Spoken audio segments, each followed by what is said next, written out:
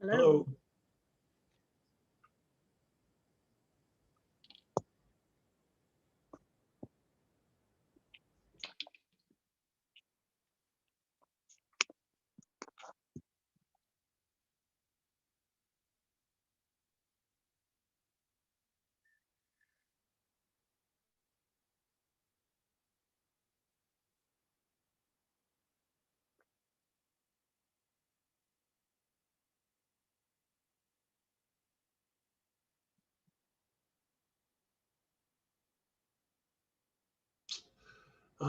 It's been cold. I had some ice inside my greenhouse last night.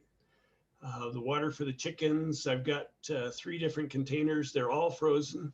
So I had to get out the watering thing for the small chickens this morning. But it's going to warm up now, and we're going to start a gardening season, and we're looking forward to it.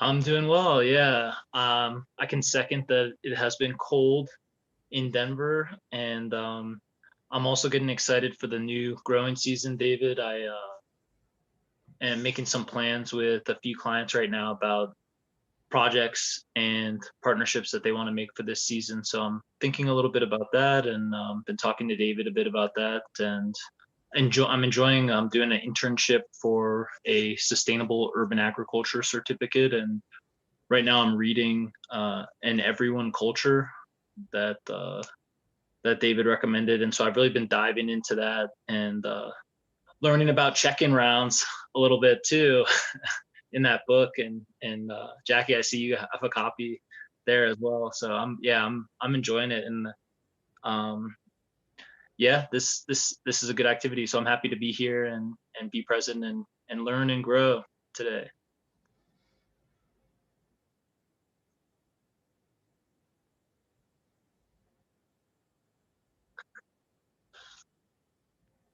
Yes, it's been freezing. I've been on the edge of my seat about my bees, but I am afraid of losing a couple more hives this year. But I'll have more bees than not. So just rolling with Mother Nature. But meanwhile, just been very busy with my design business. David and I have been making progress on the website. I might be a little easily overwhelmed right now. Adding more social media to my to-do list has me like, ah, but yeah, there's lots of good stuff on a roll right now with Living Systems Institute. So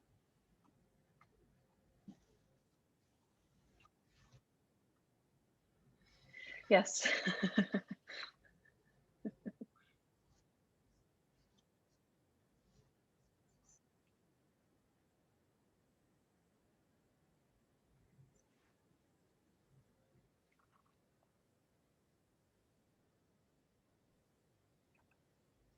No, I didn't have any requests for money. Um, and it's mostly the cold that so we have the 2 gardeners, Hank and Stacy, and I don't think either one of them, well, if either one of them actually did work for their clients, they haven't told me that they want to get paid for that work yet. But so that'll be, next at the end of February, they'll potentially have checks for 2 months worth of work. So um,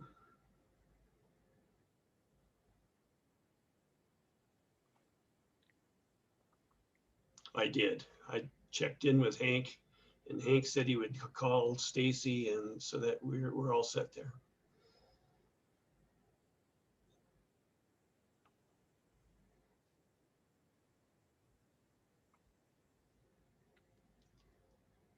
It's Stacy and I, and yeah, I spoke with Stacy, and Yeah, she has a client right now that she's interested in doing some February work. I know she didn't do any January work with, so Stacy and I currently 3 active.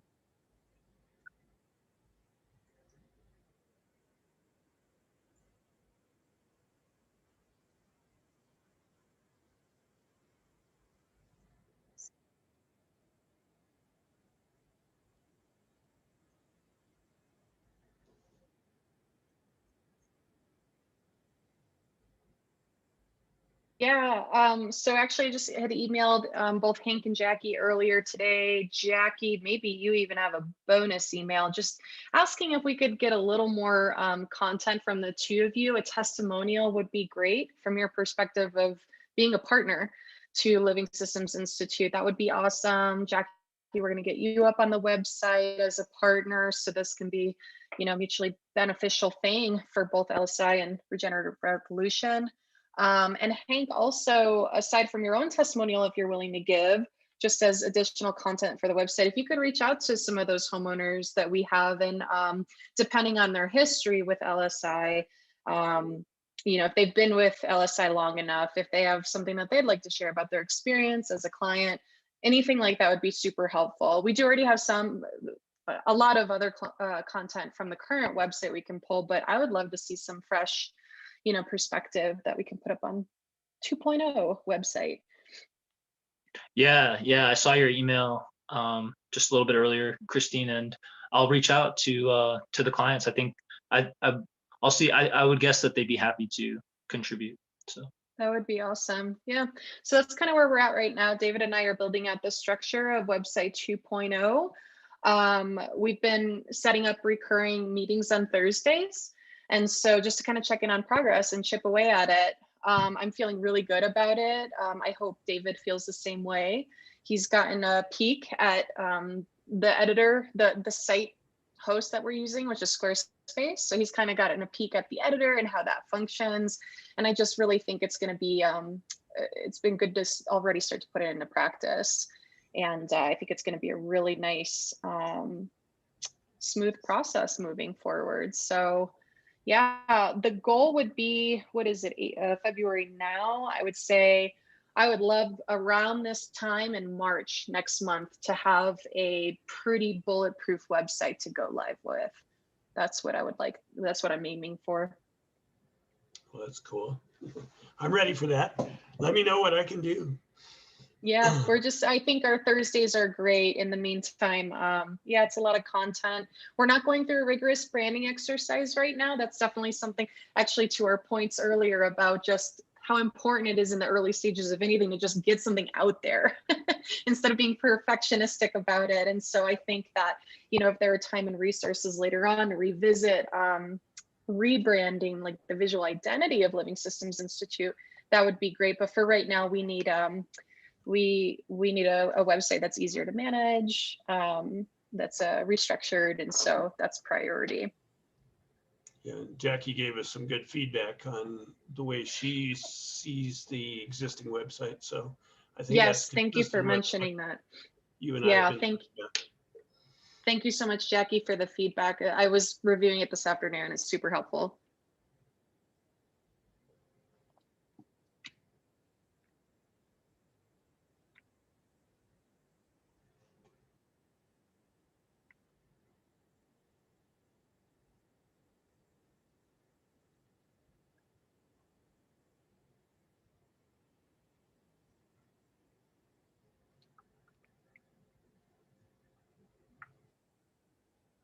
well, I spoke with Sarah, one of our clients right now, and she wants to go ahead and build some garden beds with using corrugated metal as the perimeter of the bed. And David and I have talked recently about options for the perimeter of the bed that she was exploring, and she wants to go with the metal. So that's kind of the latest this week of where I'm at with her.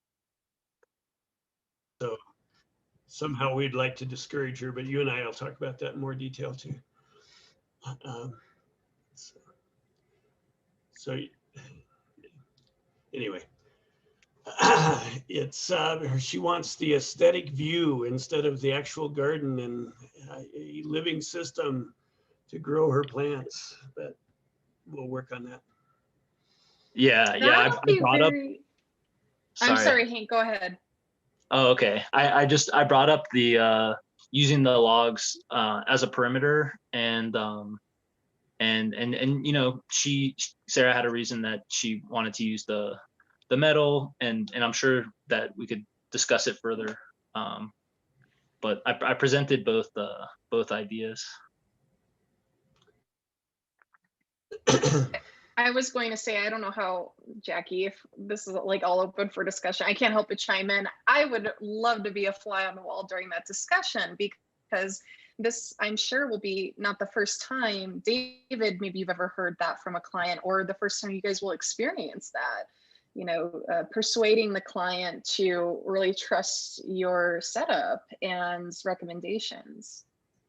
Well, yeah, so if we're going to go into it, we can discuss that part just a little bit. So she sent a picture of these little square boxes sitting on a gravel substrate that each had one tomato plant in them.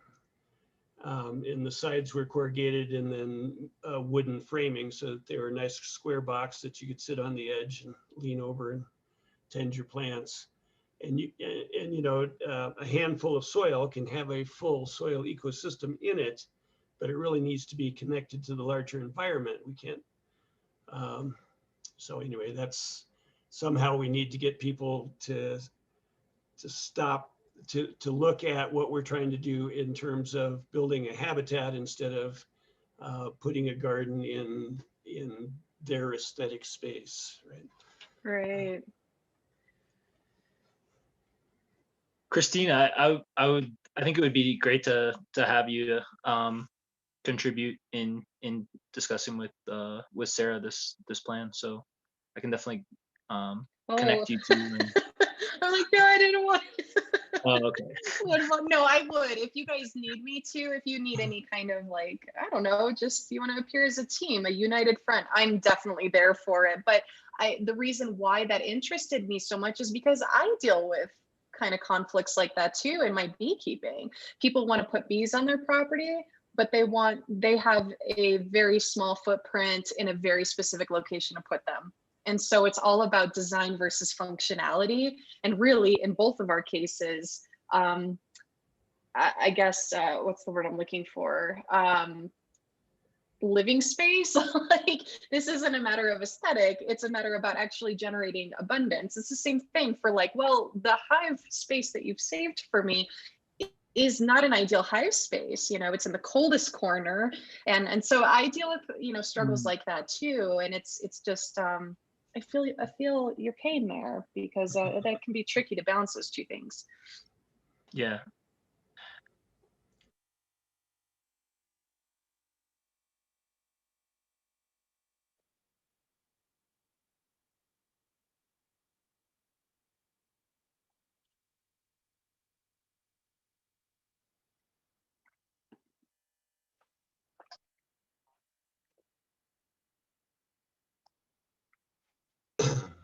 Well, so I did get the 1099s out. That was, we only had the one gardener that earned more than $600. So I took that out. I got that worked out. We're going to have to get a process in place where we get W-9s from the gardeners that at least the ones where we expect them to make more than $600, so that we stay on the right side of the federal government on this issue.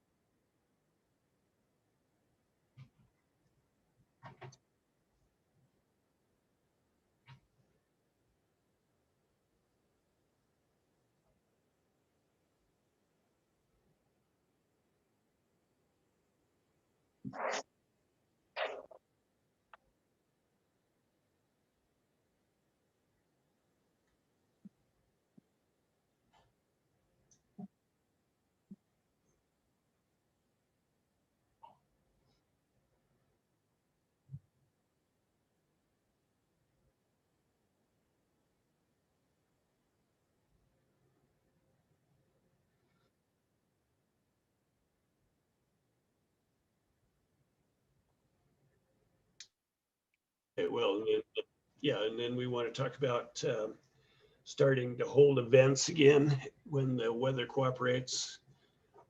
Since they're outside and we can require masks, it fits within the COVID protocols. But we really need some weather and some cooperating weather and a particular project to do. So we have had Februarys where our fruit trees have started to bloom already. And this is probably a better approach to have an early cold February and delay the fruiting of the fruit tree or blossoming of the fruit trees. So that maybe we'll actually get some fruit this year, but we'll keep our fingers crossed about that.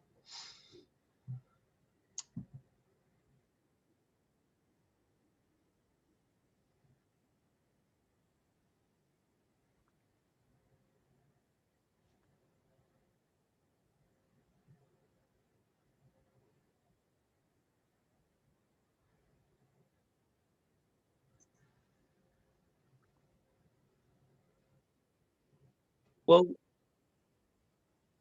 yeah, Jackie, I was thinking maybe we could put on there to talk a little bit more about just this with Sarah, you know, the aesthetics versus the functionality of the garden bed design, that maybe we could talk about that a little bit more, just because I was thinking about, you know, like trying to see the client's perspective and provide something that they are wanting versus trying to provide something that I am wanting or that we are wanting. So That works.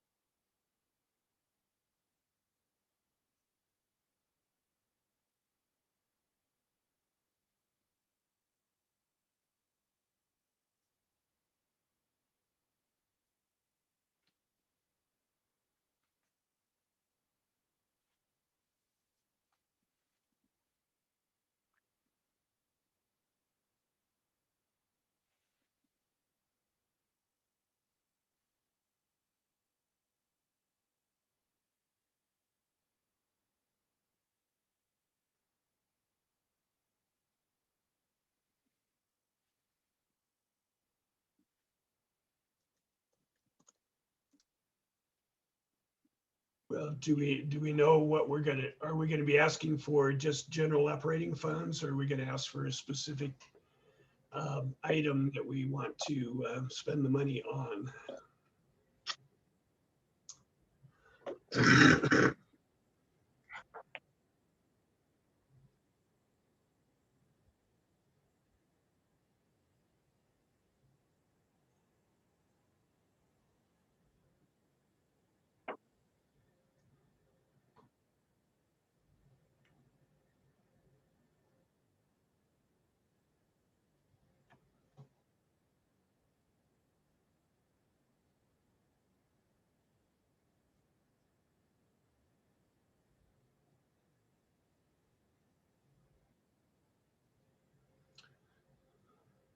So, So yeah, go ahead.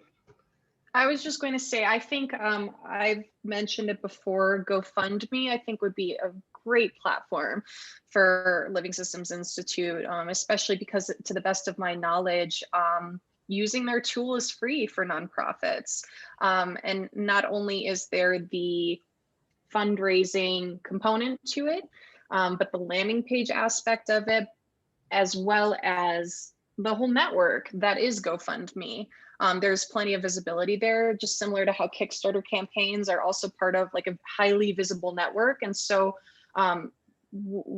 you could always pay for additional marketing efforts, or really we're so grassroots, you know, so much of this is being done you know, voluntarily to promote this. But anyway, my input here is I think GoFundMe would be a really great platform. That's what we had began to explore before. But obviously, before we even build that, we need to know what are we raising funds for. And so I had actually put together a spreadsheet, Jackie, I can gladly share with you that David has access to. We began to compile some costs. There's still a lot of work to be done there, but from my perspective, it was, if we're going to do a fundraiser campaign, let's go in with a splash. Let's not just ask for, you know, $3,000. Let's ask for a lot more money to cover a lot more ground.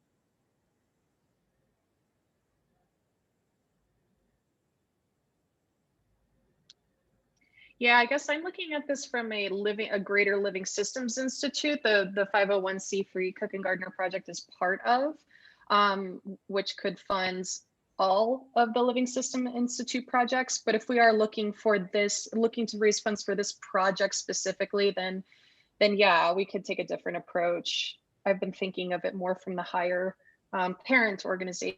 And you're right, Kickstarter. I was looking at a Kickstarter for CGP, Cook and Gardener project, specifically for the food truck aspect of it, which we're clearly nowhere near yet.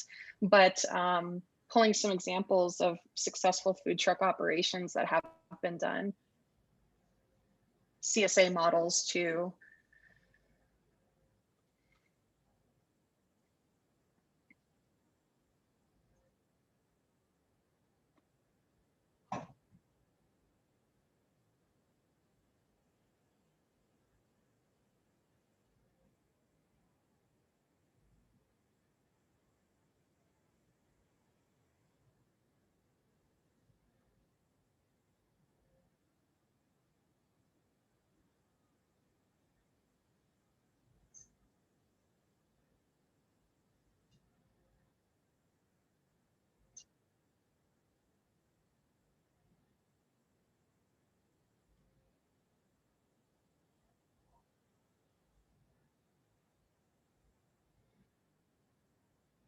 Hmm.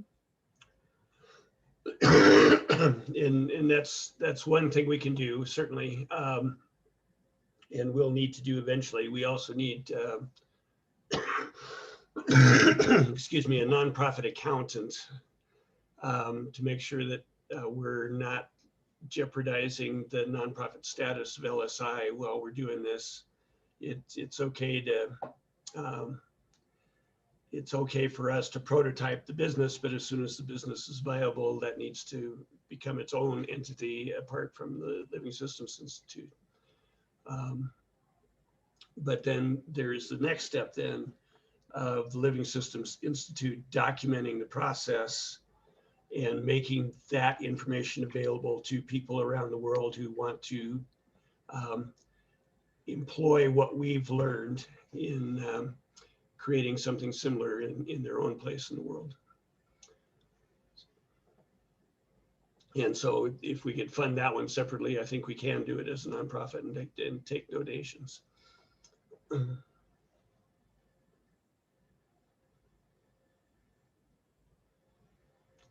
So what ultimately is the proposal for a fundraiser? I think we're talking about two different fundraisers here.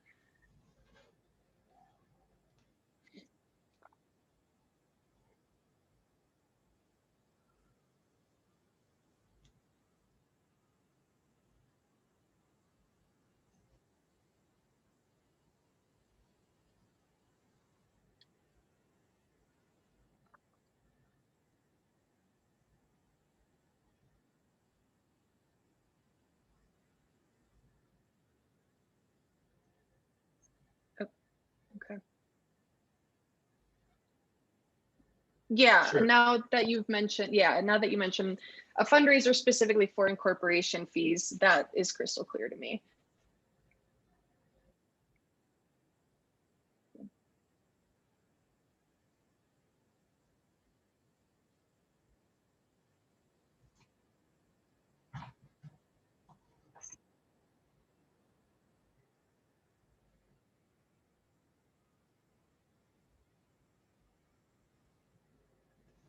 Okay. Cool. And we will accept that effort on your part.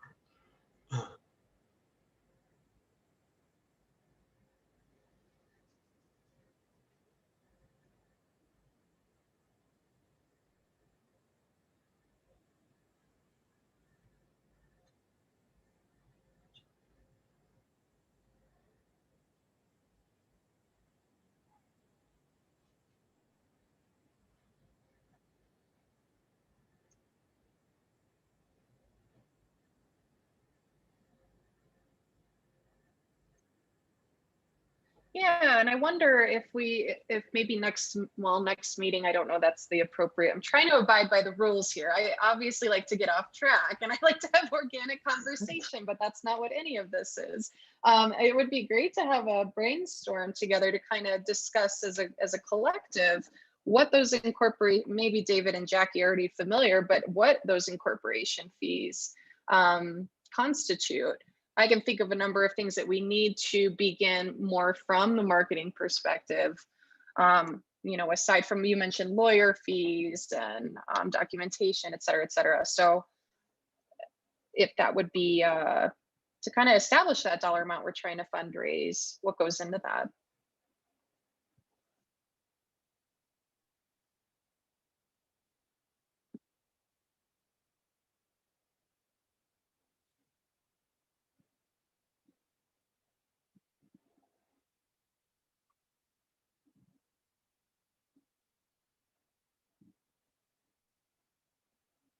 Yeah, you had just mentioned like fees associated with hiring someone like me to help with some of those marketing efforts. So I feel like I should be contributing to that, but where those boundaries are with the project you're talking about, I'm not sure.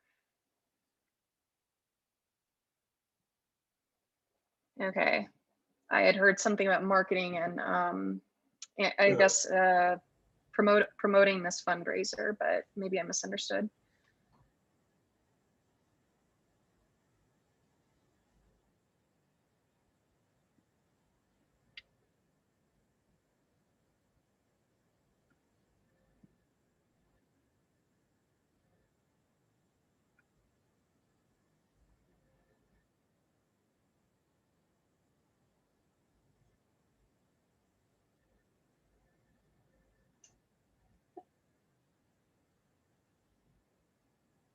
Sure.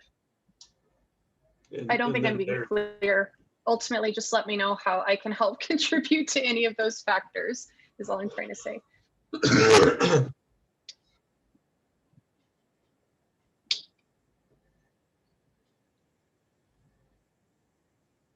Yeah. Appreciate And it. then there's another conversation where we need to raise some money for Christine. So I think that's where the confusion came from. We've also talked about raising money to pay Christine, if not in this one, then in other discussions. So we don't want to put that aside either. So all our work on the website, and I told my board of directors that we were going to try and find some way to do that. But I have some things that I need to look into before I can go that far. So. Well, I mean, if we can find a way to fund the four of us, and of course, Hank is potentially funded by having clients and work, and I don't need any. So that leaves the two of you that we want to make sure that it's, I mean, if this is something that we want that will be valuable to our culture, to the future, then we want to solicit support for that, and we want the people that are doing the work to get compensated for that. Yep. Appreciate that, David. And I just want to be clear that I've not asked for any compensation for the website. As a board member of LSI, I have voluntarily offered that. I just know how instrumental a new website will be to them. But David has offered to some extent, and I said, feel free to make a donation, but I'm not asking for compensation. So.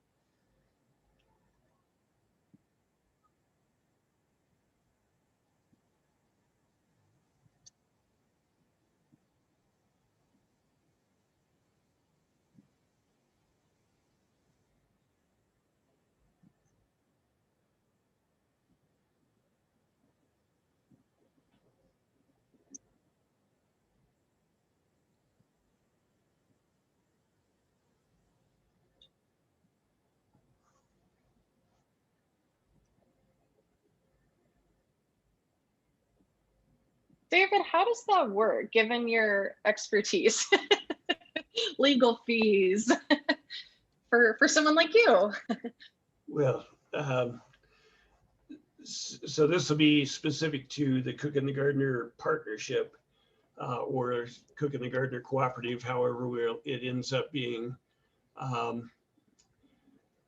And so there's the how is it going to operate part of it, which is what Jackie is talking about in terms of bylaws.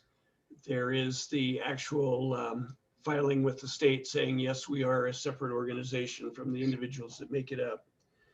And then there's the tax effect of all of those choices that we're going to be making. And that also applies to LSI and what LSI is going to be doing towards that. And I have a really good accountant, but she doesn't do nonprofits. And so I need some advice there before I can, because I have resources I can put in, but if I put in more than 1/3 of the amount of money that is raised by LSI, then we're no longer a public charity. It becomes a private foundation, I think is where that is. If I can talk to an accountant and if we can raise some more money from the general public, then I can also contribute more to this, just because I have it. And this is what my life is about. So those are the things I need to figure out before we can start spending a lot of money. Gotcha.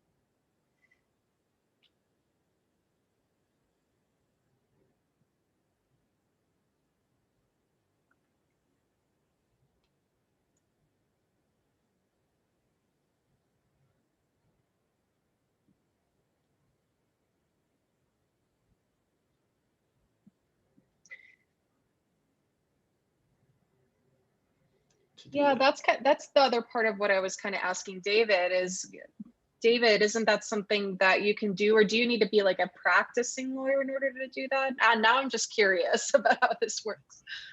Well, so I could,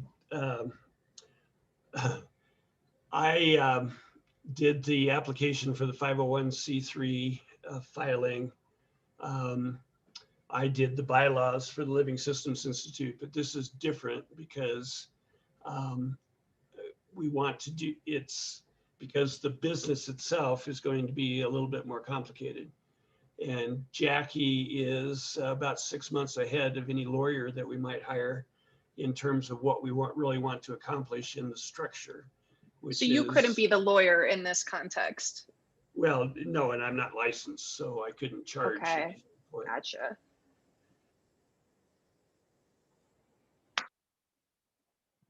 Well, that's true, but we want one. We want to make sure that.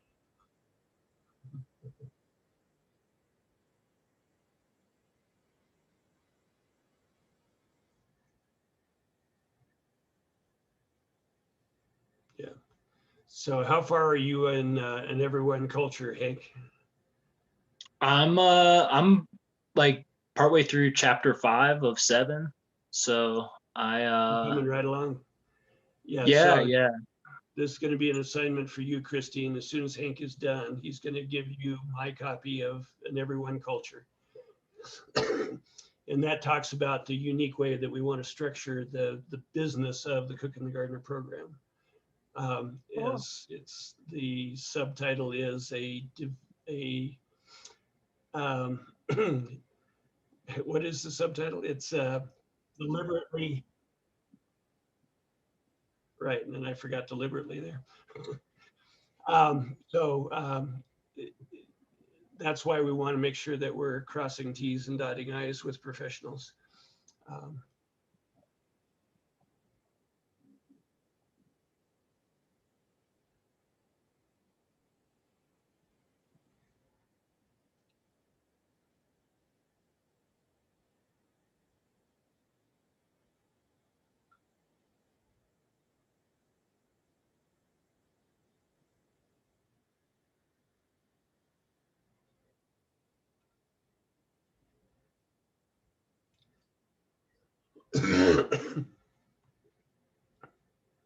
Fun stuff. Yeah.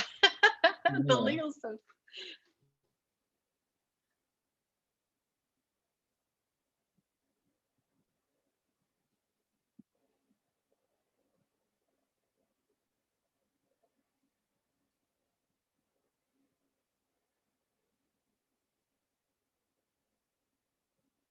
Yeah, I'd be happy to do that if you need it.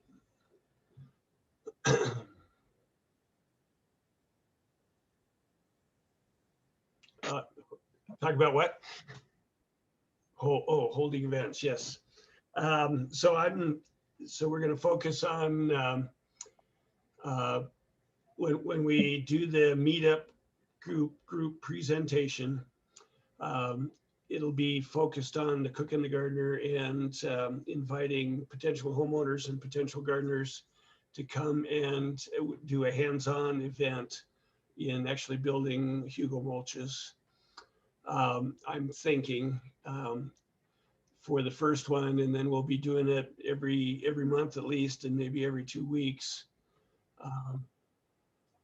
Hugo mulch. Yeah, it's a combination of a Hugo culture and a sheet mulch. Um, and so then the goal is then to build the attract as many homeowners as possible so we can start employing gardeners. And we're not getting any feedback from the, 20 gardeners that we have on the email list other than Stacy and Hank. So we're also, I'm thinking, probably needing more gardeners as well.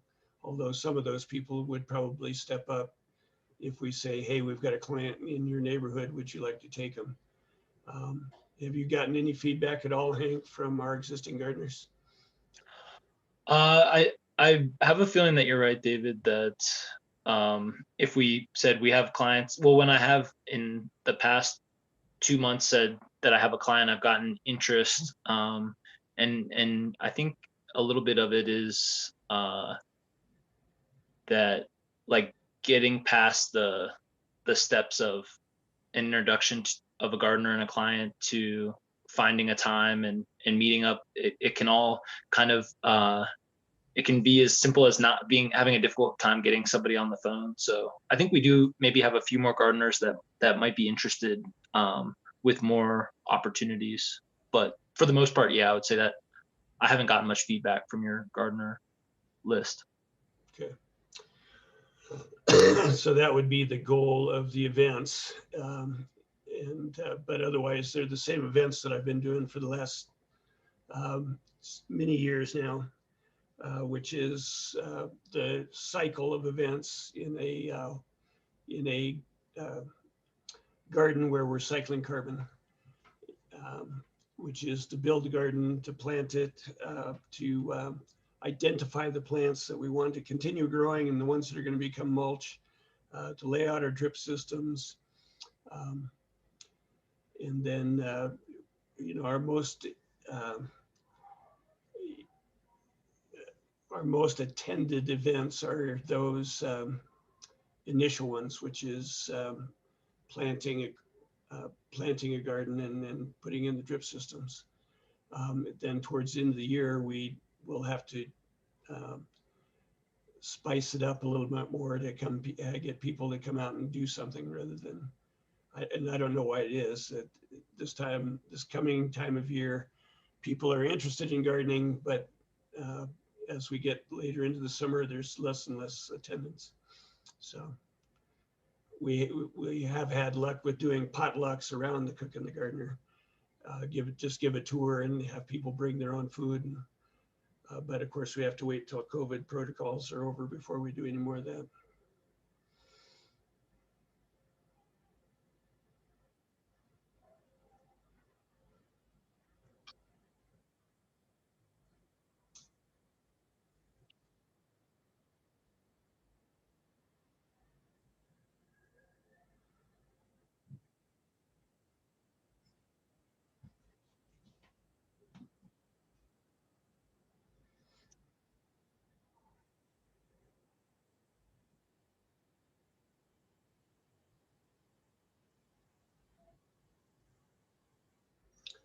No, I just need to find a time when the weather is likely to cooperate and actually post it.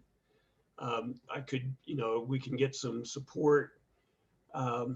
We've got 4,000 members of the Greater Denver Urban Homesteaders Meetup group, and many of those have already been to my place and won't respond anymore. I promote it through the Denver Permaculture Guild, and all those people know me. So if we can find ways to get this out into other demographics, I guess would be the term, to spread the word in new places.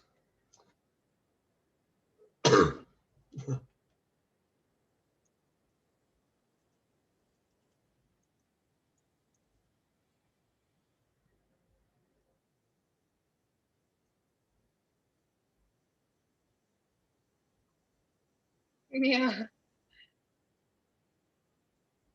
It's work though. I was just thinking, David, I know you had attended the Colorado Pollinator Summit last year. Like that's something that Cook and Gardener Project could be speaking at, or again, I don't think this is brainstorm time, but I can't help myself. Farmers markets, having a booth up to generate interest in the public eye.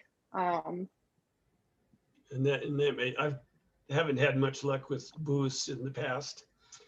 But that may change when we have an actual program that people can join. I'm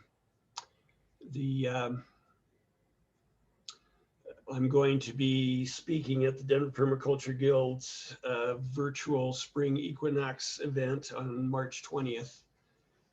That's great.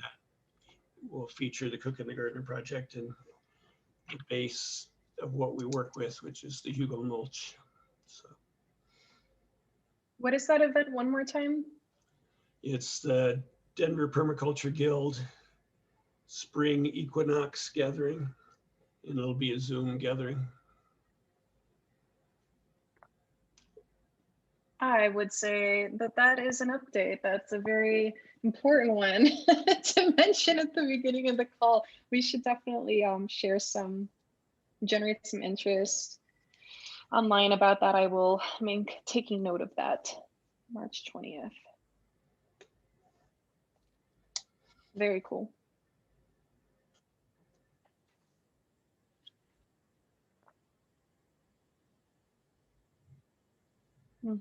Be a solicitor. Yeah, I like that idea too.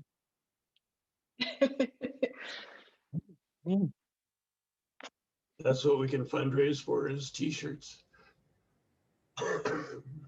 Bonfire, I mentioned there's another fundraising platform.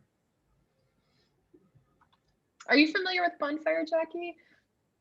It's cool. It's t-shirt designs. You don't have to take care of any of the production costs or anything. It's all through this platform. You just provide the designs, you drive traffic to it, you fundraise for your nonprofit, and people in exchange receive the design t-shirts for their donations. So it's very turnkey.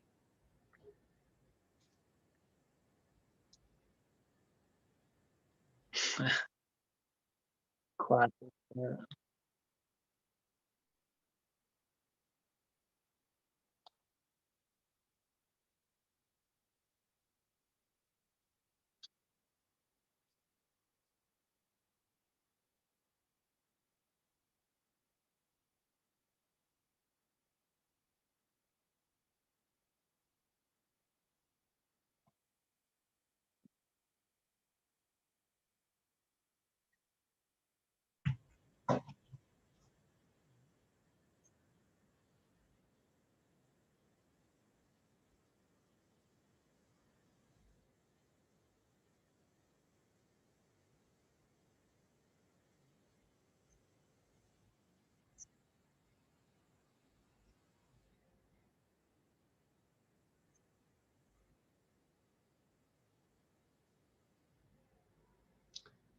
How do you do that? Yeah, so much of this we've talked about, like the communications coordinator, which I cannot commit to. So it's this sort of mysterious person we need. I would love to help with that, Jackie. I just don't have the bandwidth for it, unfortunately.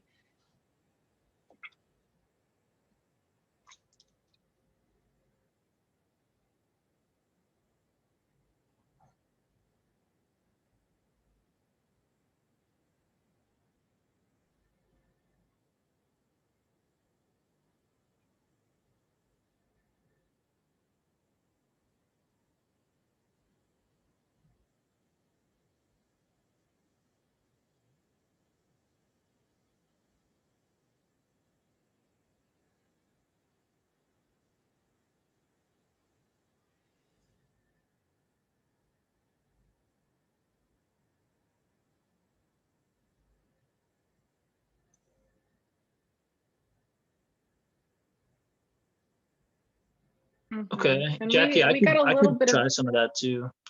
Sorry. we might even be able to pull from Living Systems Institute's insights on Facebook. I had paid for a couple of ads back in November. We might have some insights there too. You're right. It could be really quick and probably simple. It's just a couple hours worth of work maybe, but I'll see what I can find on insights on Facebook.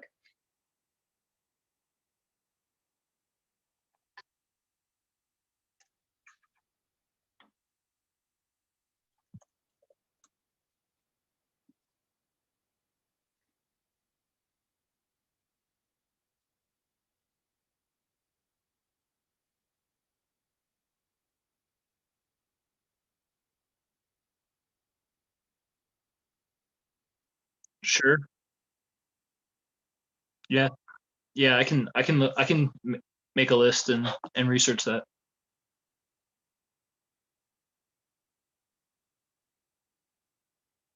Yeah, I'll post a request on, or a question on the Denver Permaculture Guild website about people who are doing um, gardening in yards still, if there are any. There used to be 3 or 4 different companies here that were taking over people's yards to do gardening. So I'll do that, because that would be a good question, and somebody will know.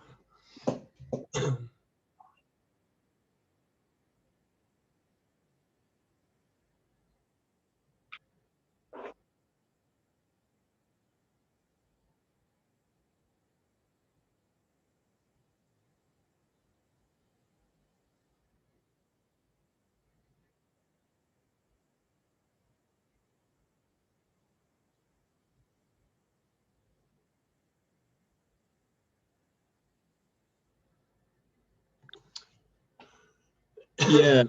Yeah, it's just I guess I remember speaking with David and about, like, I don't necessarily want to go against what a homeowner wants to do in their yard, and at the same time I am learning and wanting to share and grow with them in their space. And so I guess I'm just trying to find that balance of, like, do I go ahead with this project, um, and make certain accommodations that are kind of against, or do I spend more time trying to start the project in the right way?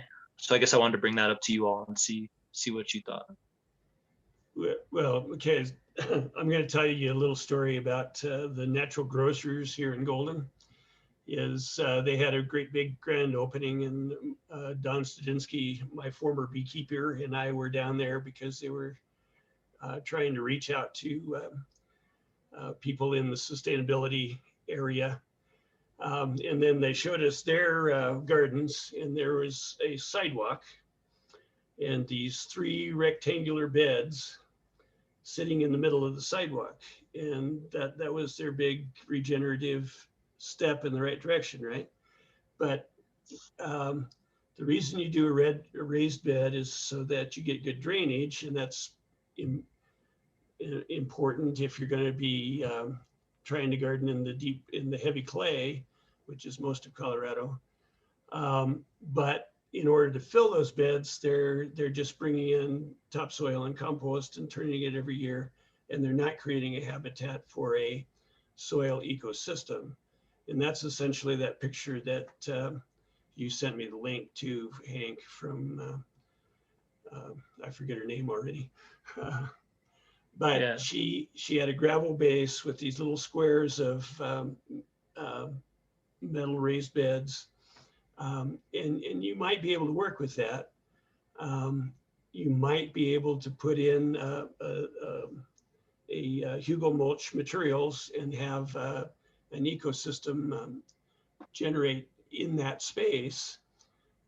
But that's not what she's really looking for. She's looking for something that's aesthetically pleasing, and she thinks she can grow in that without doing a whole lot of work. Whereas if you're not creating the habitat for a soil ecosystem, you're going to have to add compost to those beds every year.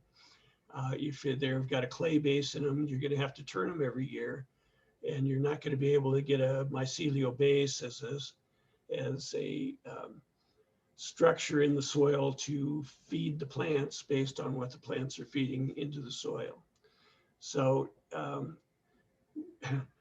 we want to move in the direction of letting nature do the work, which is that regenerative landscaping piece that I've got on the that I did on the website, and I'm getting some pretty good response to.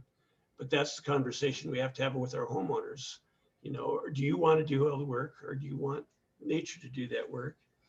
And, you know, I don't really, if she wanted to hire you to build those beds, and if you're interested in becoming a raised bed carpenter, I don't really have any problem with that, but it's not creating a habitat for a soil ecosystem.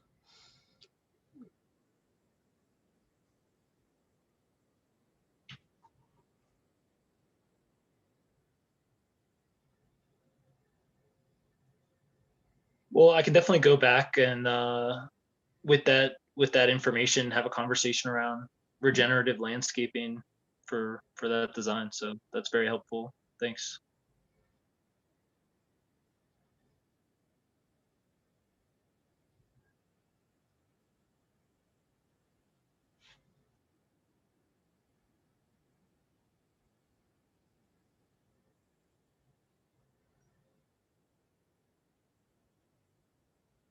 Well, but if we built a Hugo mulch and we wanted to contain it to no more than 4 foot wide, because we have a gardener with a back problem and she can't get down real low. So no more than 4 foot wide and as tall as possible. You could potentially put things like corrugated metal on the sides, but it needs to be big enough to accommodate the materials so that you can support that ecosystem. Do you know how she wants to water it? Well, initially we had discussed putting in a drip system. However, that was a few iterations of planning ago. So I think that's something that's worth returning to now, and with the current, because I see what you're saying, David, about how it would have to be big enough. If it's going to be some kind of enclosed space, it needs to be big enough to have enough growing there to make it worth it, rather than a small box that doesn't have a ton of material in there.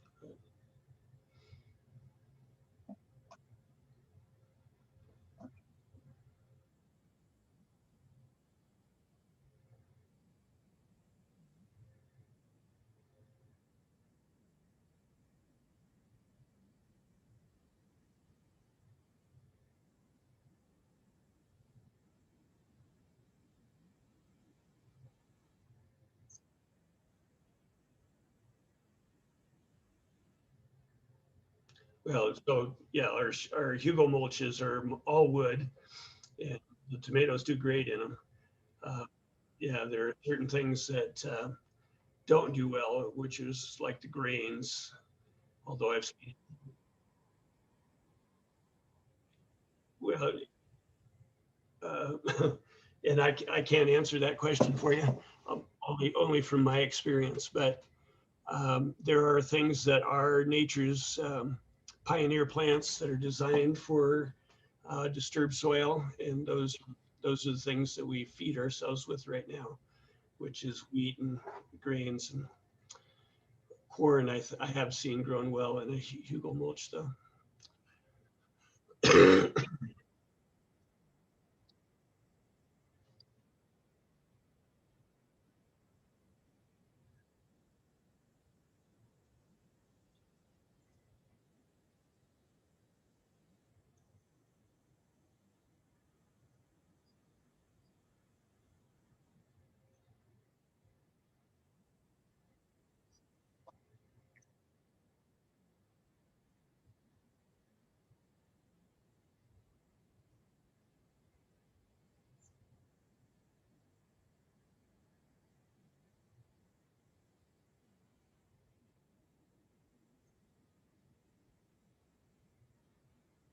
Yeah, although if you have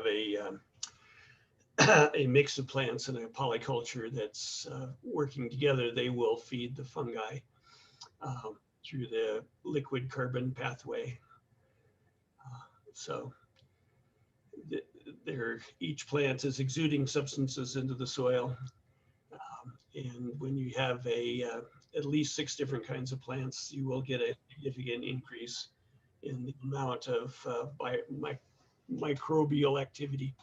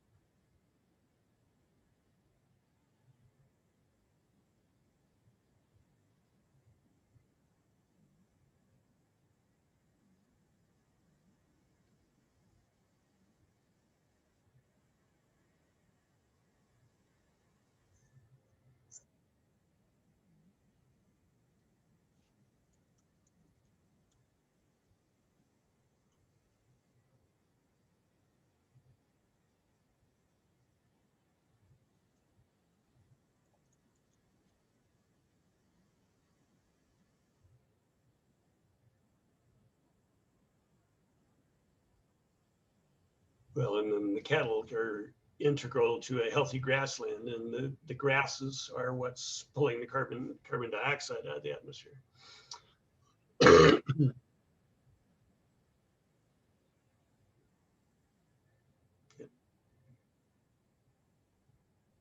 Yeah.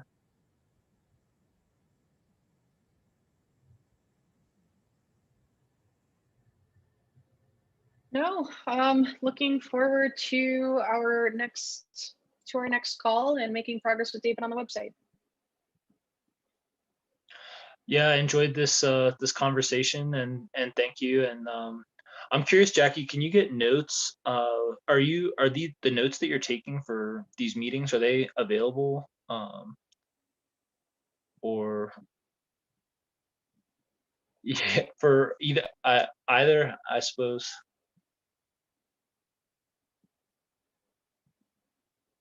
Yeah.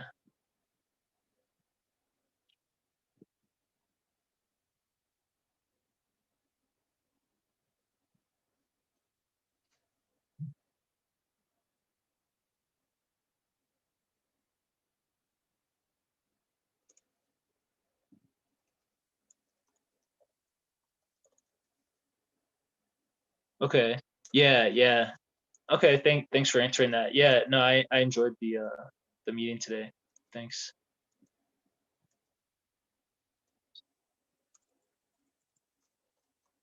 Yeah, well, I started this, I sold my law practice 16 years ago, 17 years ago now. And I've had people to work with over that time, but this is the best group I've ever had. So I appreciate all of you.